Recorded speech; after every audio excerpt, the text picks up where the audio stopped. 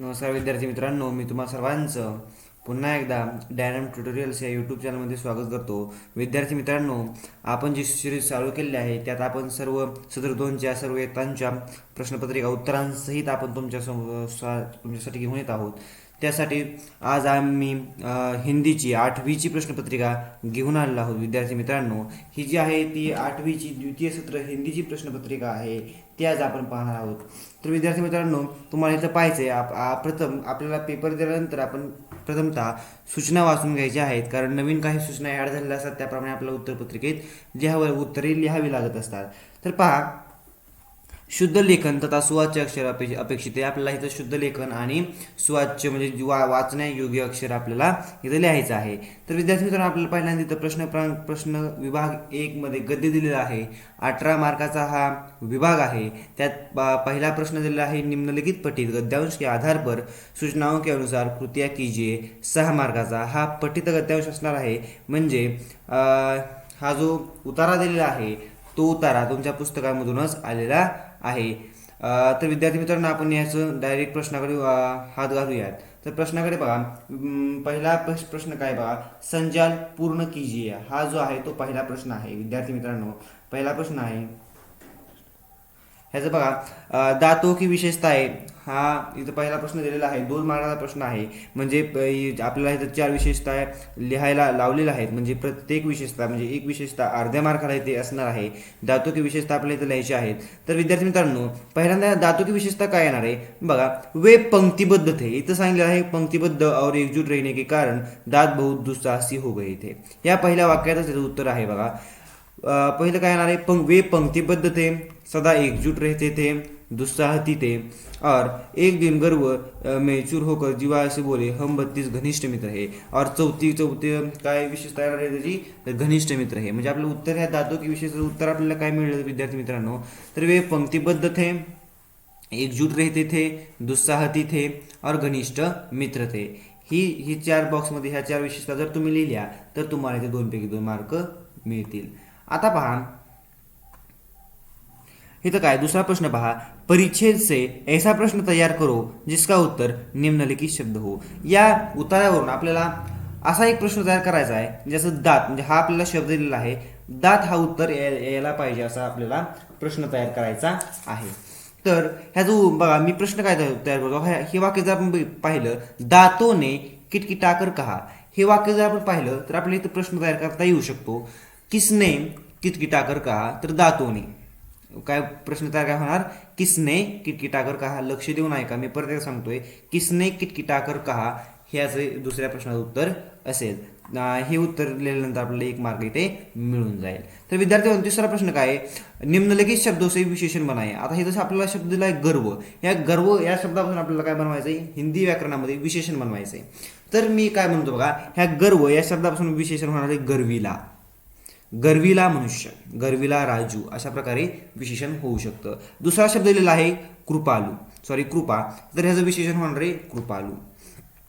तर हे 1 मार्का दिलेले, म्हणजे प्रत्येक शब्द इथे अर्ध्या मार्काला असणार आहे. तुम्ही गर्वचं गर्वीला लिहिलं तर तुम्हाला अर्धा मार्क मिळेल, कृपाचं कृपा लिहिलं तिथं सुद्धा अर्धा, अशा प्रकारे तुम्हाला तिसऱ्या या उपप्रश्नामध्ये 1 मार्क मिळून जाईल. आता इथे विद्यार्थी मित्रांनो, आपल्याला स्वमत लिहायचं आहे. स्वमत अभिव्यक्ती आहे ही, या इथे आपल्याला स्वमत लिहायचं आहे. तर स्वमत आपल्याला कोणत्या विषयावर लिहायला लागले पहा, घमंड मनुष्य का शत्रू है, इस विषय पर अपने विचार लिखिए. याचा आपल्याला स्वमत लिहायला लावलेला आहे. 2 मार्काला आहे. म्हणजे आपण 8 ओळी तरी लिहायला पाहिजेत, तरच आपल्याला 2 पैकी 2 मार्क मिळू शकतात. तर पहा विद्यार्थी मित्रांनो, कारण मी तुम्हाला हे 9वी 10वीच्या दृष्टीने सांगत आहे, त्यामुळे तुम्ही जर 8 ओळीत लिहिलं आणि सुवाच्य शुद्ध अक्षर जर काढलं तर तुम्हाला 2 पैकी 2 मार्क मिळून जातील. तर पहा, ह्याचं उत्तर काय आहे, तर विद्यार्थी मित्रांनो पहा, ह्याचं उत्तर असणार आहे बघा, मी तर प्रश्न आहे, घमंड मनुष्य का शत्रू हे विषय आपण विचार लिखे. पहा, ह्याचं उत्तर काय असणार आहे, ह्याचं उत्तर विद्यार्थी मित्रांनो पहा, ईश्वर ने हर व्यक्ति को कोई न कोई हुनर देकर पृथ्वी पर भेजा है. किसी के पास अधिक पैसा होता है तो किसी के पास कोई हुनर होता है. हमारे पास जो भी हुनर है हमें उसे लोगों में बंटाना चाहिए. अगर आप गणित में अच्छे हैं तो गणित में कमजोर विद्यार्थी की मदद कर सकते हैं। अपने ज्ञान को बांटना चाहिए, न कि उस पर घमंड करना। घमंडी व्यक्ति अपनी काबिलियत, रूप रंग, धन दौलत या अपने पद की वजह से स्वयं को दूसरों से बड़ा समझता है। घमंड एक ऐसी बुराई है जो मनुष्य के अंदर की हजारों अच्छाइयों को दबा देती है। घमंडी मनुष्य अपने आप को श्रेष्ठ और दूसरे को हीन समझने लगता है। उसके भीतर का घमंड उसे कोई भी कार्य सहजता से नहीं करने देता। घमंडी कभी न कभी मुंह के बल गिरता है। उसका घमंड उसे एक दिन सबके सामने शर्मिंदा कर बैठता है। घमंड मनुष्य के शत्रु के समान है, जो सदैव उसके लिए विनाश का मार्ग बनाता आहे। हे या प्रश्नाचं उत्तर असेल विद्यार्थी मित्रांनो। आपला प्रश्न काय होता, जर घमंड मनुष्य का शत्रू आहे या विषयावर आपल्याला उत्तर लिहायचं होतं, ते आपण तुम्हाला इथे सांगितलेलं आहे। तुम्ही ते उत्तर लिहू शकता। 8 ओळी लिहिलं तर तुम्हाला हे उत्तर लिहिलं तर तुम्हाला 2 पैकी 2 मार्क मिळायला काय हरकत नाही, ते तुम्हाला मिळून जातील। तर पुढच्या प्रश्नाकडे हा झाला विद्यार्थी मित्रांनो। हा प्रश्न आहे, निम्नलिखित पठित गद्यांश परिच्छेद पढ़कर दी गई सूचना के अनुसार कृतियां कीजिए। तर विद्यार्थी मित्रांनो, हा जो पठित गद्यांश आहे तो खेती से आई तब्दीलियां या पाठामधून इथे आलेला आहे। हा सुद्धा 6 मार्काचा आहे। तर पहा काय सांगितलेलं आहे, हा तुम्ही पठित जो गद्यांश दिलेला आहे तो तुम्ही वाचा। पुढे पाहूया विद्यार्थी मित्रांनो। आता पहा, मनुष्य द्वारा खेती करने पर हुए लाभ। मनुष्य द्वारा खेती करने पर हुए लाभ, इथे आपल्याला 4 लाभ लिहायचे आहेत, जे की 2 मार्काला आहेत। म्हणजे प्रत्येक लाभ अर्ध्या मार्काला इथे असणार आहे। तर पहा, पहला लाभ काय, काम 2 हिस्सों में बट गए, लोगों ने नए नए पेशे सीखे, गांव और कस्बे बने, मनुष्य को अपना मनपसंद खाना मिला। हे 4 जर तुम्ही लाभ लिहिलेले असतील तर तुम्ही 2 मार्क तुम्हाला मिळतील विद्यार्थी मित्रांनो। अशा प्रकारे तुम्हाला अशाच प्रकारची प्रवाह तालिका तिथे उत्तरपत्रिकेत काढायची आहे आणि तिथे मनुष्य द्वारा खेती करने पर हुए लाभ लिहायचे आहेत। तर विद्यार्थी मित्रांनो, आपण जर हा पहिला प्रश्न झाला, दुसरा प्रश्न जर बघितला, आकृती पूर्ण कीजिए काम का विभाजन इनमें हुआ। इथे 2 बॉक्स दिलेले आहेत, 1 मार्काला प्रश्न आहे। याचा अर्थ एक बॉक्समध्ये आपण उत्तर लिहिलं, योग्य उत्तर लिहिलं तर आपल्याला तिथे अर्धा मार्क मिळेल आणि दुसऱ्या बॉक्समध्ये उत्तर लिहिलं तर अर्धा मार्क मिळेल। म्हणजे तर ह्याचं उत्तर आपण बघितलं तर मर्द और औरत, हे याचं उत्तर आहे। आता तिसरा बघा उपप्रश्न, परिच्छेद में प्रयुक्त शब्दयुग्म लिखिए। तर शब्दयुग्म म्हणजे काय, जोड शब्द जे आपण 3री 4थी असताना शिकलो आहोत, अक्रार विक्रार, ओबड धोबड, गल्ली बोळ, अशा प्रकारे जे जोड शब्द असतात ते लिहायचे आहेत। पण हे हिंदीचा पेपर आहे, त्यामुळे हिंदीमधून आपल्याला लिहायचे आहेत। आता हे परिच्छेदमध्ये आले आहेत, हे गुजर बसर, घुमणे फिरणे, हे जे आहेत ते परिच्छेद मधून आले आहे। हे शब्द मी तुम्हाला दाखवितो। हे 1 मार्काला आहे, याचा अर्थ इथे अर्ध्या मार्काचा एक शब्द आपल्याला लिहायचा आहे। तर विद्यार्थी मित्रांनो पहा, आपण इथं थोडं पाहिलं तर पहा, गुजर बसर हा एक शब्दयुग्म आहे आणि घुमते फिरते हा एक शब्दयुग्म आहे।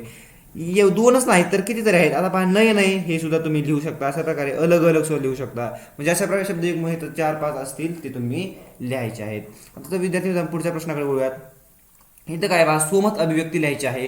कृषी क्षेत्र में किए गए नए नए प्रयोगों से होने वाले लाभ, या विषयावर आपल्याला सोमत लिहायचं आहे। तर ह्याचं उत्तर काय ते आता आपण पाहूया विद्यार्थी मित्रांनो। आता ह्याचं उत्तर पहा, कृषी क्षेत्र में किए गए नए नए प्रयोगों से होने वाले लाभ लिखिए। हे आहेत लाभ विद्यार्थी मित्रांनो, आणि आपल्याला इथं विचार आपल्याला लिहायचे आहेत। आपण लाभ लिहिलं तरी काही हरकत नाही। बघा उत्तर काय बघा, कृषी का मानव जीवन में विशेष महत्व है। और तुम्ही काय करू शकता, या उत्तरामध्ये एक वाक्य तुम्ही जोडू शकता, ते म्हणजे हमारा भारत देश कृषि प्रधान देश है, हे सुद्धा तुम्ही वाक्य यामध्ये लिहू शकता। कृषि ही मानव विकास का पहला सोपान था। कृषि में नित्य नए प्रयोग होते रहते हैं।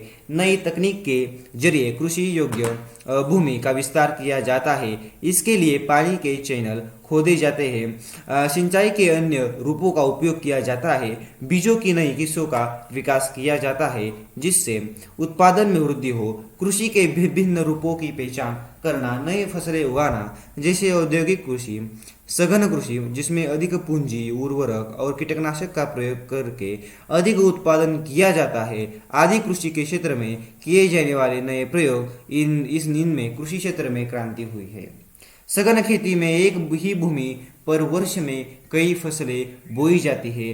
प्रमुख कृषि उत्पादों में मोटे तौर पर भोजन, अनाज, सब्जियां, फल, रेशा, कपास, ऊन, सन, रेशम, कच्चा माल, लकडी, बांस, दवाई आदी शामिल है। हे उत्तर तुम्ही त्या प्रश्नाचं लिहू शकता। तेव्हा तुम्हाला किती मार्क मिळतील विद्यार्थी मित्रांनो पहा, तेव्हा तुम्हाला 2 मार्क इथे मिळणार आहेत। तर आपण या प्रश्न पाहूयात। निम्नलिखित परिच्छेद पढ़कर सूचनाओं के अनुसार कृतियां कीजिए। हे हा जो प्रश्न आहे हा प्रश्न 6 मार्काला आहे। आता हा सुद्धा लकडहरा और वन या गद्यांशमधला आलेला आहे, तो तुम्ही नीट वाचा आणि आपण आता याचे प्रश्न पाहूयात।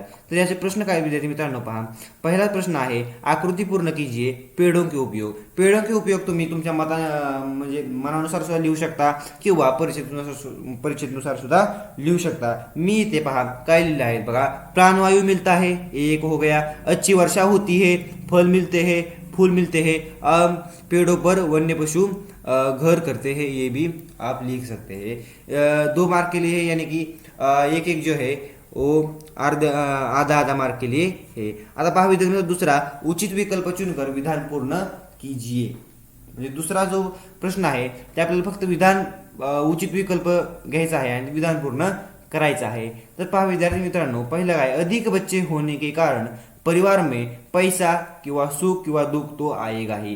1 मार्काला आहे। योग्य इथं सिलेक्ट करायचं आहे आपला ऑप्शन आणि ते विधान आपल्याला पूर्ण लिहायचं आहे आणि ह्यापैकी जे उत्तर असेल त्याला आपल्याला अंडरलाईन करायचे आहे, जेणेकरून सरांचं लक्ष आपल्या उत्तरपत्रिकेत आपण जे अंडरलाईन केले त्याकडे जाईल, सर आपल्याला वेळ न घालवता मार्क देऊन टाकतील। तर आपण जर परिच्छेद नीट पाहिला तर विद्यार्थी मित्रांनो हे दुसऱ्याच पेडने सांगितलेलं आहे, अरे भाई अधिक बच्चे होने के कारण परिवार में दुःख तो आएगा। इथं वाक्य आपण बघितलं तर दुःख आहे हा शब्द आलेला आहे, म्हणजे उत्तर काय असणार आहे विद्यार्थी मित्रांनो, उत्तर असणार आहे दुःख। ओके, आता पहा तिसरा प्रश्न, निम्नलिखित शब्दों के विलोम शब्द लिखिए। पहिला आहे उपकार, दुसरा आहे समस्या। 1 मार्काचा आहे। याचा अर्थ उपकार जे आहे अर्ध्या मार्काचा आहे, समस्या अर्ध्या मार्काची आहे। उपकारचा विरुद्धार्थी शब्द येतोय अपकार आणि समस्या या शब्दाचा विरुद्धार्थी शब्द येतोय समाधान। आता विद्यार्थी मित्रांनो आपल्याला इथं सोबत लिहायचं आहे, प्रकृति हमारे गुरु इस विषय पर अपने विचार लिखे। 2 मार्काचा आहे, 8 ओळी आपण लिहायच्या आहेत। याचं उत्तर आता आपण पाहूयात विद्यार्थी मित्रांनो। ह्याचं जे उत्तर आहे बघा, प्रकृति हमारे गुरु विषय पर अपने विचार लिखिए। बघा, प्रकृति हमारी गुरु है, प्रकृति हमें गति और विकास का गणित सिखाती है। प्रकृति जल के रूप में हमें प्रगति और प्रवाह सिखाती है। जल हमें बताता है कि हमें हर बाधा को पार करते हुए चलते जाना है। वायु का अर्थ है वेग। वायु के रूप में प्रकृति हमें सीमाओं में रहकर जीने की सीख देती है। वायु जब अपनी सीमा तोड़ती है तो आंधी बन जाती है, उसी तरह मनुष्य जब सीमा तोड़ता है तो भूचाल आ जाता है। पृथ्वी के रूप में प्रकृति धैर्य और दृढ़ता सिखाती है। अपने लक्ष्य और निर्णय पर अड़िग रहने का गुण व्यक्तित्व का आधार है। आग हमें सिखाती है अपनी ऊर्जा का सही उपयोग करना।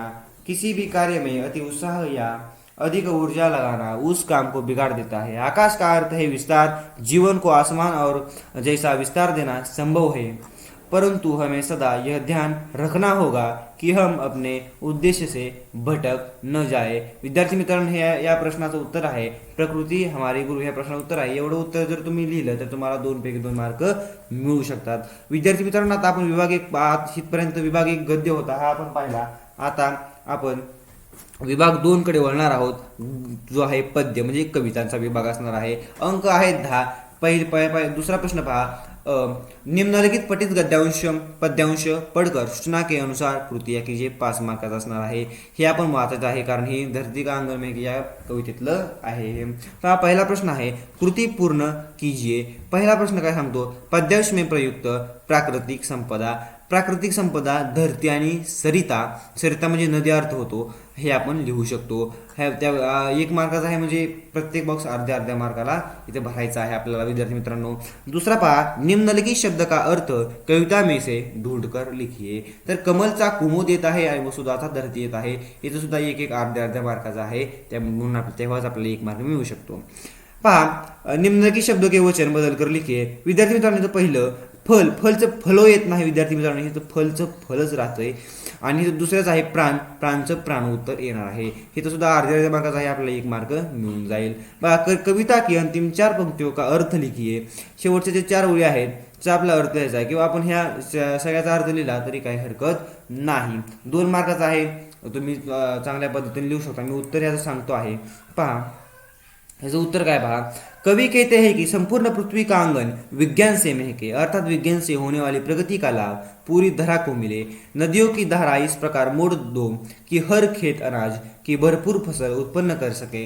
मनुष्य जो आशा करे, जो भी उसकी अभिलाषाएं हो वे सभी पूर्ण हो, परंतु मनुष्य सदा विश्वसनीय बना रहे. सभी प्रकार की शिल्पकलाओं को हम अपनाएं और उनका समुचित विकास हो. साथ ही यह भूमि फुलों से हरी भरी और सज्ज रहे. हे हा कवितेचा भावार्थ आहे. विद्यार्थी मित्रांनो, दिलेल्या कवितेचा हा भावार्थ आहे. एवढा जर तुम्ही भावार्थ लिहिला तर हमखास तुम्हाला 2 पैकी 2 मार्क मिळू शकतात. तर पहा आता काय होईल बघा. निम्नलिखित पठित गद्यांश पढ़कर सूचना के अनुसार कृतियां कीजिए.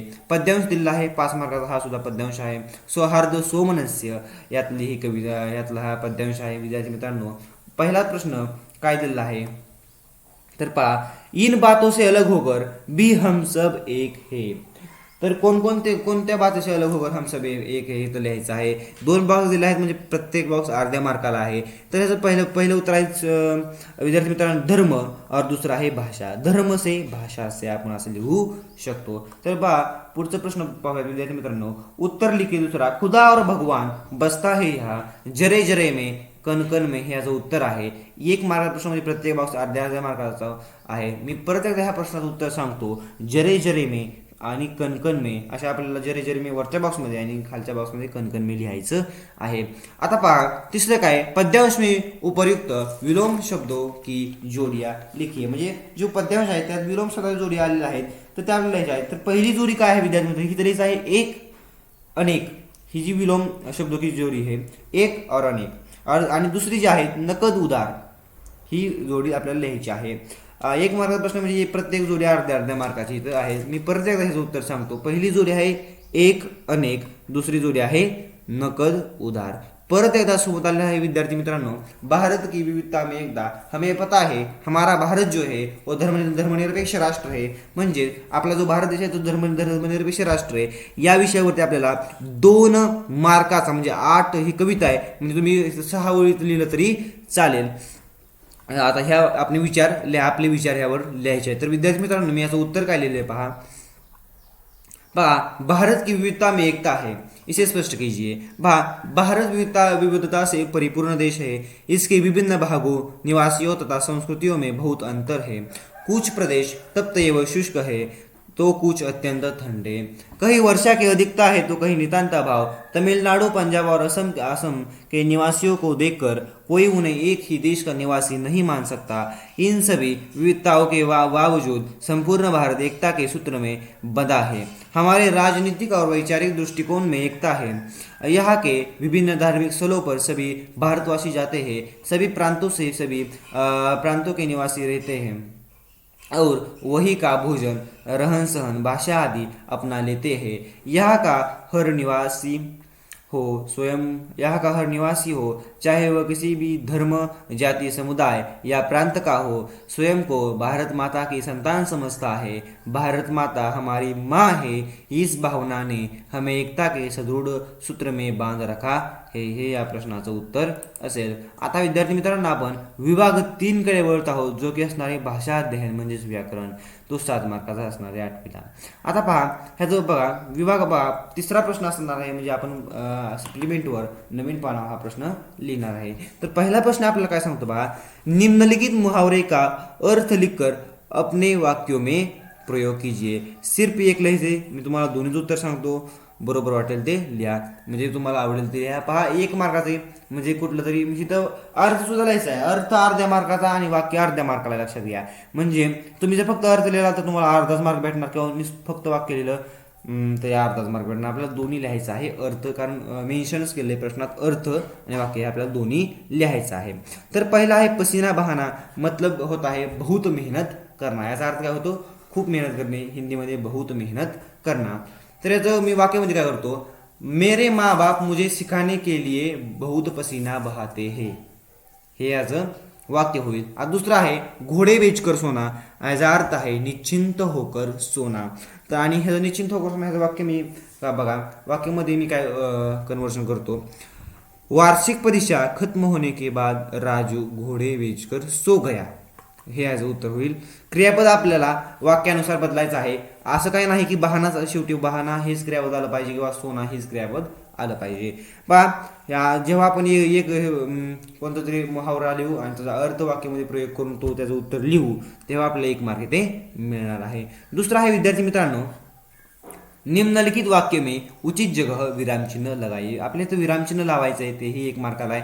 तर विद्यार्थी पहा, नाही बाहीच्या पुढे येणार आहे अल्पविराम म्हणजे स्वल्पविराम मराठीमध्ये. मै तो बहुत गरीब हूँ, हे त्या या पुढं येणार आहे पूर्णविराम. हे अशा प्रकारे याचं विरामचिन्ह आहे. किंवा तुम्ही हे दोहराकरण चिन्ह म्हणजे दुहेरी अवतरण चिन्ह सुद्धा लिहू शकतो, कारण हे कोणाचे तरी तोंडचे बोल सुद्धा आपण मानू शकतो. तेव्हा आपल्याला 1 मार्क मिळणार आहे. पहा तिसरा प्रश्न काय, निम्नलिखित वाक्य का रचना के अनुसार भेद लिखिए. विद्यार्थी मित्रांनो आपल्याला प्रथम रचना के अनुसार के भेद क्या होते हैं. 3 भेद होते हैं. पहला होता है सरल वाक्य, दूसरा होता है दूसरा क्या होता है, तो दूसरा होता है संयुक्त वाक्य और तीसरा होता है मिश्र वाक्य. हे 3 भेद जे आहे ते रचना के अनुसार आहे. कोणकोणते, सरल वाक्य, संयुक्त वाक्य, मिश्र वाक्य. आता इथं आपल्याला वाक्य काय दिले, मनुष्य नाखूनों को काटता रहता है, हे जे आहे ते सरल वाक्य आहे. ओके, त्यामुळे उत्तर आहे 1. सॉरी, हे सरळ वाक्य आहे आणि हे उत्तर सरळ वाक्य जर आपण हे उत्तर लिहिलं तर आपल्याला 1 मार्क मिळू शकतो. आता चौथा प्रश्न काय सांगतो, उपसर्ग प्रत्यय अलग करके मूल शब्द लिखिए. पहिला आहे प्रशासन, प्र अधिक शासन. दुसरा आहे इमानदार, इमान अधिक दार. इथे 1 मार्काचा आहे, म्हणजे हे अर्ध्या मार्काचा आहे आणि हे अर्ध्या मार्काचा आहे.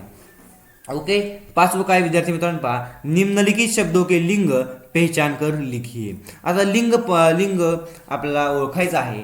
हिंदीमध्ये जे आहे लिंग 2च लिंग असतात, स्त्रीलिंगी आणि पुल्लिंगी. जसं की मराठीमध्ये स्त्रीलिंगी, पुल्लिंगी, नपुंसकलिंगी असे 3 लिंग असतात, परंतु हिंदीमध्ये 2च असतात. तर पहिला आहे खेती. आता हिंदीमध्ये लिंग ओळखण्याची ट्रिक तुम्हाला मी सांगतो. आता पहा खेती आहे, हे पहिलं खेती. आता ह्या खेतीचं वाक्यामध्ये रूपांतर करायचं.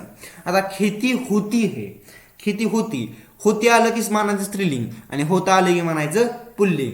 तर खेती होती हे आहे स्त्रीलिंगी आणि आदमी. आता आदमी आपल्याला ओळखायचं आहे, तर आदमी कसं ओळखू शकतो, आदमी होता आहे म्हणायचं, होता आलं म्हणजे हे पुल्लिंग आहे. अशा प्रकारे आपण लिंग ओळखू शकतो आणि ते आपल्या उत्तरपत्रिकेत लिहू शकतो. हे आहे 1 मार्काचा, याचा अर्थ खेती अर्ध्या मार्काला, आदमी अर्ध्या मार्काला आहे. आता पहा विद्यार्थी 6वा प्रश्न आपल्याला काय सांगतो, निम्नलिखित वाक्य में से उद्देश्य और विधेय अलग करके लिखिए. उद्देश आणि विधेय आपल्याला अलग करून लिहायचं आहे. हे सुद्धा 1 मार्काला आहे, म्हणजे उद्देश अर्ध्या मार्काला आणि विधेय अर्ध्या मार्काला असणार आहे. पहा वाक्य काय दिले, जिव्हा ने विवेकपूर्ण उत्तर दिया, हे आपल्याला वाक्य दिले.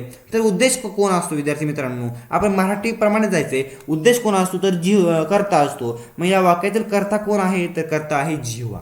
कोण आहे, जिव्हा म्हणजे जीभ. तर उद्देश असणार आहे जिव्हा आणि विधेय कर्ता सोडून राहिलेला भाग. ने विवेकपूर्ण उत्तर दिया हे कर्ता सोडून राहिलेला भाग आहे, परंतु विधेयमध्ये आपल्याला क्रियापद लिहायचं नसतं, हे लक्षात ठेवायचंय. म्हणजे जिव्हा आपला होणार आहे उद्देश आणि ने विवेकपूर्ण उत्तर हे होणार आहे विधेय. जर तुम्ही दिया हे विधेय भागमध्ये लिहिलं तर तुमचं उत्तर चुकणार आहे, तुम्हाला इथे अर्धाच मार्क मिळणार आहे, कारण दिया हे या वाक्यातलं क्रियापद आहे. तुम्हाला फक्त इथं उद्देश आणि विधेय अलग करायला लावलं होतं, त्यामुळे जिव्हा हे असणार आहे उद्देश आणि ने विवेकपूर्ण उत्तर हे असणार आहे विधेय. जर तुम्ही अशा उत्तर लिहिलं तर तुम्हाला 1 पैकी 1 मार्क इथे मिळू शकतो. आता भाषा अध्ययनामधला व्याकरणमधला शेवटचा प्रश्न 7वा असणार आहे, सूचना के अनुसार काल परिवर्तन करके वाक्य फिर से लिखिए. वाक्य काय दिले पहा, अरे रामू के बापू घोडे बेचकर सो रहे हो.